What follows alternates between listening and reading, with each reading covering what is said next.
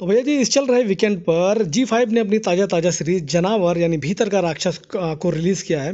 तो क्या जैसा ये इंटरेस्ट ट्रेलर ने क्रिएट किया था, क्या ये 7 एपिसोड वाली 3 घंटों में ख़त्म होने वाली ये सीरीज़ इंटरेस्टिंग है? तो जवाब ये है कि क्राइम मर्डर मिस्ट्री वाली ये सीरीज़ आपका दिमाग खोल कर रख देगी। पूरी सीरीज़ ख़त्म किए बिना आप नहीं उठेंगे।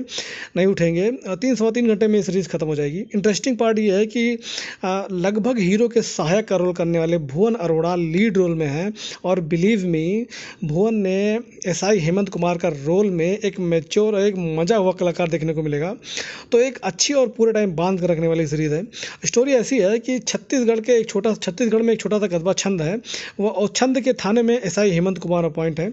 तो भाई हेमंत की बीवी प्रेग्नेंट है और डिलीवरी के लिए हेमंत ने छुट्टी ले रखी है।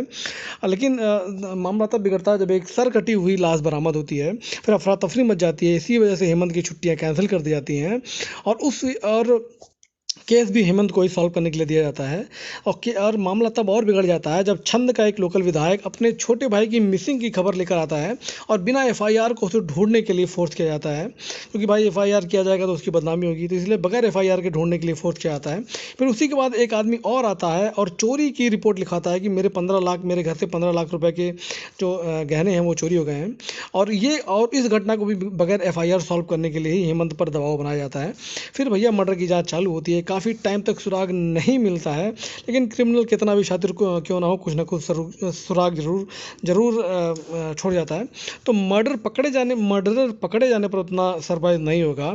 उसके बाद जो वो बताएगा कि रीज़न क्या था, वो रीज़न हिला कर रख देगा। तो थ्रिलर और सस्पेंस से भरपूर है ये सीरीज। पुलिस वालों की आम बोलचाल भाषा वाली गाली गलौज शुरू से अंत तक सीरीज में भरी पड़ी है, जो कि काफ़ी इंटरेस्टिंग लगेगी। तो कास्ट सिस्टम पर भी फोकस किया गया है, चाहे वो एसआई हेमंत कुमार हो या क्रिमिनल जिसने क्राइम किया है। ये सब कहीं ना कहीं इफेक्टिव हैं, प्रभावित हैं। तो ओवरऑल इन सारे टॉपिक्स को बैलेंस करके ये सीरीज़ बनाई गई है। नेगेटिव पॉइंट की बात करें तो थोड़ा सा बीच में स्लो हो जाती है सीरीज़, लेकिन सीरीज़ में इंटरेस्ट बना रहता है पूरे सीरीज़ में। तो अगर ये सीरीज़ 3 सवा 3 घंटे से बड़ी होती तो मामला बिगड़ जाता।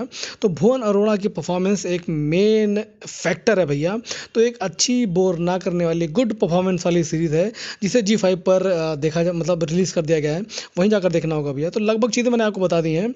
तो सीरीज़ जाके एंजॉय करिए और डेफिनेटली आप बोर नहीं होंगे और घर बैठे आप सीरीज़ को एंजॉय कर सकते हैं। बाकी इन्फॉर्मेशन लगभग चीज़ें मैंने आपको बता दी हैं। बाकी इन्फॉर्मेशन अच्छी लगी हो तो लाइक सब्सक्राइब करना मत भूलिएगा। एक अच्छी सीरीज़ है।